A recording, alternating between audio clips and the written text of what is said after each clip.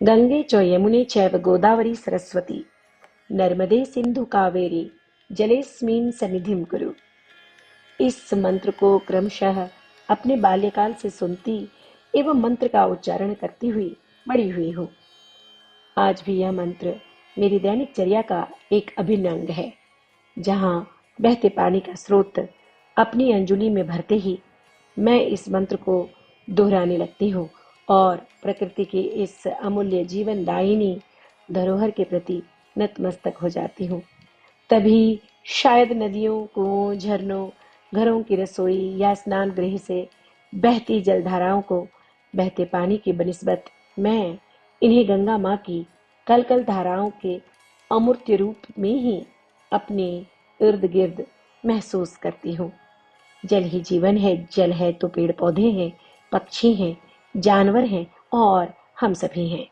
घर में पिताजी कहते और विद्यालय में गुरुजन। तो जल की महत्ता को जानना, समझना और उसका अनुकरण अपने दैनिक जीवन में करते रहने की एक पारिवारिक परंपरा का आगमन तो क्रमशः हमारे जीवन में हमेशा से रहा है, जिसका श्रेय मैं मेरे माता पिताजी को देती हूँ। इसी क्रम में मुझे एक वाकया याद आता है। गोधूली की बेला थी। मैं सांझ आरती से पहले हाथ पांव धोते हुए पिताजी की नकल करती उन्हीं की आवाज में कुंभ स्नान के मंत्र श्री आदि शंकराचार्य की लिखी श्री गंगा स्तोत्रम से उद्धृत रोगम शोकम तापम पापम हर में भगवती कुमति कलापम त्रिभुवन सारे वसुधा हारे त्वमसि गतिर्मम खलु संसारे को सुरों में गुनगुना रही थी। इसके बाद मुझे पिताजी से मिली शाबाशी एवं माँ की मुस्कुराहट के साथ साथ घर में उपस्थित सभी बड़ों के चेहरे पर प्रशंसा और आत्मसंतुष्टि के भाव। फिर क्या था, मैं नए नए श्लोक जो गंगा माँ की महत्ता बताते मैं उन्हें दोहराती रहती। बड़ों के आशीष और हमजोली बच्चों के इस प्यार ने मेरे बाल मन को माँ गंगा की कलकल धाराओं से जोड़े रखा। बचपन की यह सीख उम्र के साथ साथ सघन होती गई। उस विशाल पीपल के वृक्ष की तरह जो हवाओं की शुद्धता और राहगीरों के सर पर छतरी का काम करता है। मैं बिस्तर से उठकर माँ धरती को कहती, समुद्र वसने देवी पर्वत स्तन मंडले विष्णु पत्नी नमस्तुभ्यम पाद स्पर्शम क्षमस्वमेव। फिर अपने दोनों हाथों को जोड़कर प्रकृति संचरित इस ब्रह्मांड को नमन करते हुए अपने दिन की शुरुआत करती। इन मंत्रों में मुझे माँ के विभिन्न रूपों का दर्शन होता है। माताओं के स्नेह और दुलार का अनुभव होता है। जल हाथ में लेते ही माँ गंगा, यमुना, गोदावरी, सरस्वती, नर्मदा, सिंधु और माँ कावेरी को एक साथ अपनी हथेली में महसूस करती हूँ। पूजा स्थल की एक छोटी सी लुटिया में नलके का पानी कलश में रखे गंगा जल की तरह प्रतीत होने लगता है। आंखें मूंद कर इन सिद्ध मंत्रों का उच्चारण करते हुए महसूस होता है कि मैं माँ गंगा की पावन जलधारा से लिपटी हुई अपने कहे अनकहे में डूबी हुई हूँ। अपने अनदेखे और अनजान भाव से हुई गलतियों से मुक्ति पा रही हूँ। आज इस सोच मात्र से मन प्रसन्न है कि हमारी हिंदू आस्था एवं सनातनी संस्कृति का प्रतीक महाकुंभ स्नान, ध्यान, तप और योग का केंद्र भारतवर्ष उत्तर प्रदेश का प्रयागराज विश्व पटल पर अपनी हिंदू अस्मिता और पुरातन धर्म, विचार, व्यवहार और संस्कृति का परचम लहरा रहा है। गंगा, यमुना और गुप्त सरस्वती नदियों की संगम स्थल यह त्रिवेणी प्रयागराज ही तो है। कहते हैं प्रयागराज प्रवेशार्ध पापम नश्यति तत्क्षणात्, अर्थात प्रयागराज की पुण्य भूमि के स्पर्श मात्र से ही मनुष्य के समस्त पाप कर्म का नाश निश्चित है। सर्वधर्म समभाव की यह सुविख्यात नगरी अपनी पौराणिक एवं ऐतिहासिक पहचान के लिए जानी जाती रही है। हिंदू, मुस्लिम, जैन, सिख, ईसाई, पारसी एवं नागा साधुओं और तपस्वियों का ये शहर एक बार फिर विश्व मानचित्र पर 2025 की शुरुआत से ही जाना जाने लगा है।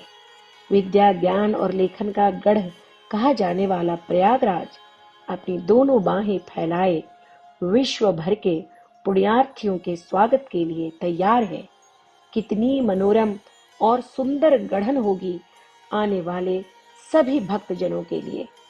12 वर्ष में मात्र एक बार लगने वाला यह पूर्ण कुंभ मेला जो केवल प्रयागराज में ही लगता है, कितनी किंवदंतियां और विचारों का मिलन जानने को मिलता है। उसमें एक है अमृत घट को पानी की लड़ाई जो दैत्यों और देवताओं के बीच हुई थी। कहते हैं 12 दिन और 12 रात जो हम मनुष्यों के लिए 12 वर्ष है कि उस युद्ध के पश्चात देवताओं को विजय मिली थी और अमृत घट पर देवताओं का अधिकार हुआ। मगर युद्ध काल की इस छीना झपटी में अमृत की कुछ बूंदें 4 अलग अलग स्थानों पर गिरी थी, जिन्हें हम आज के प्रयागराज, हरिद्वार, नासिक और उज्जैन के नाम से जानते हैं। कहते हैं तब से ही देवताओं की उपस्थिति के प्रमाण इन स्थानों पर रहस्यमय शक्तियों के रूप में मिलते हैं और इसलिए इन पवित्र स्थानों पर प्रत्येक 12 वर्ष में कुंभ मेला लगता है। सनातन धर्म को जानने एवं मानने वालों का कहना है कि प्रत्येक सनातनियों को महाकुंभ के इस पवित्र जल में अपने जीवन काल में एक बार स्नान अवश्य करना चाहिए। यह सोचकर ही मन प्रफुल्लित हो रहा है कि महाकुंभ का यह मेला 144 वर्षों में अर्थात 12 पूर्ण कुंभ मेले के बाद देवों की भूमि प्रयागराज में आयोजित है। लाखों और करोड़ों की संख्या में आने वाले श्रद्धालुओं का कहना है कि इस महाकुंभ के जल के स्पर्श मात्र से ही वो अपने जन्मों के पाप से मुक्त हो जाएंगे और साथ ही अपने पूर्वजों की 88 पीढ़ियों को भी पुण्य का भागीदार बना लेंगे। आस्था, भक्ति और प्रकृति प्रदत्त माँ गंगा की गोद में मचलने वाले इस अनुपम त्योहार को पृथ्वी पर सबसे बड़ी सभा के रूप में देखा और सुना जाता है। अर्धकुंभ, पूर्ण कुंभ और फिर महाकुंभ का इतिहास 2000 वर्ष से भी अधिक पुराना है। Guinness book of world records ने इस त्योहार को विश्व पटल पर सर्वश्रेष्ठ प्रबंधित घटनाओं में से एक के रूप में मान्यता दी है। यहाँ आने वाले संत महात्माओं एवं हर उम्र के सनातनी भक्तों को नमन है, क्योंकि ये आप हैं जिनकी वजह से हमारी सभ्यता और हमारी संस्कृति की विजय पताका हमारी हर हर गंगे जय जय गंगे की स्तुति का गुणगान बनकर सुनाई दे रही है। प्रयागराज आपकी उपस्थिति से धन्य हो जाएगा। रोजगार के अवसर बढ़ेंगे और व्यापारिक आय में भी बढ़ोतरी होगी। सरकार के कोष में आए इस अतिरिक्त वित्त से जन कल्याण के कार्य किए जाएंगे। लोक शक्ति में विश्वास बढ़ेगा और आस्था और प्रकृति से प्रेम के ये भाव माँ गंगा की स्वच्छता के लिए प्रयासरत रहेंगे। कुंभ मेला केंद्र है धार्मिक स्नान, ध्यान और पूजा का। ये आह्वान है पवित्रता एवं आत्मशुद्धि का। ये अवसर है द्वेष और शंकाओं से दूर हटने का। हरिद्वार में गंगा, नासिक में गोदावरी, उज्जैन के क्षिप्रा और संगम और प्रयागराज की इस पवित्र भूमि को नमन करती हूँ। सिमरिया घाट में डूबकर माँ गंगा की आरती तो कई बार की है। घाट पूजा के गीत भी गाए हैं। अपनों की भीड़ भी देखी है। सब कुछ याद आ रहा है। जीवन के जश्न के गीत, ढोल नगाड़ों की थाप, घुंघरू बंधे पांव, बधाई देते लोग और दूसरी तरफ जीवन के दुखद अंत के संस्मरण, आग की लपटें, रूंधे गले, आंखों में आंसू, पुष्प विसर्जन। माँ गंगा अपने विस्तृत घर आंगन में हमारे सुख और दुख दोनों समेट लेती हैं। छोटी सी मछली की याद हो आई। मैंने अभी माँ गंगा के पवित्र जल में डुबकी लगाई ही थी और हमारी फ्रॉक की जेब में एक छोटी सी मछली। फिर क्या था, मैं माँ गंगा के तट पर उस नन्ही सी जान से डरकर कूद रही थी और वो मछली अपनी माँ की गोद से अलग होने की वजह से अपनी जान देने को आई थी। मेरे बड़े भाई दौड़ते हुए आए और हम दोनों को एक दूसरे से मुक्ति दिला दी। उस मछली को पुनः माँ की गोद मिल गई और मुझे मेरी निर्जीव जेब। कभी कभी अनजाने ही हम किसी ऐसी जेब में आ जाते हैं जहाँ सिर्फ विकलता होती है और जीने की जद्दोजहद। मुझे मेरी माँ गंगा की याद ठीक उसी तरह से आ रही है जैसे कवि गुरु कवि कोकिल विद्यापति जी को आई होगी। बड़ सुख सार पाओल तुअ तीरे छड़ित निकट नयन बहनी रे।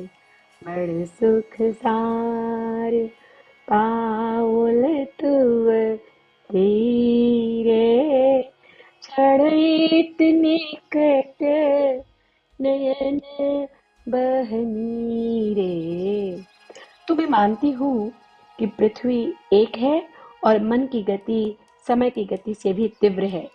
तो 13 जनवरी 2025 को जब कुंभ मेला की शुरुआत होगी तो मैं 7 समंदर पार रहकर भी अपनी प्राणवायु के साथ अपनी अनदेखी उड़ान जरूर भरूंगी।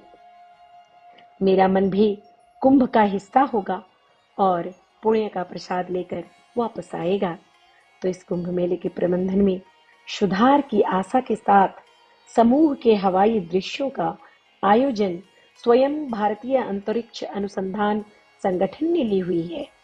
कुंभ मेले की महत्ता को UNESCO united nations educational scientific and cultural organization ने भारत की सांस्कृतिक विरासत के रूप में सराहा है और मान्यता दी है। तो चलिए हम भी अपनी अपनी योग्यता अनुसार प्रयागराज में लगने वाले इस पूर्ण कुंभ का जय घोष करते हैं और इसकी महत्ता को जन जन तक फैलाने में अपना सहयोग देते हैं। मैं नमिता, सिडनी, ऑस्ट्रेलिया से।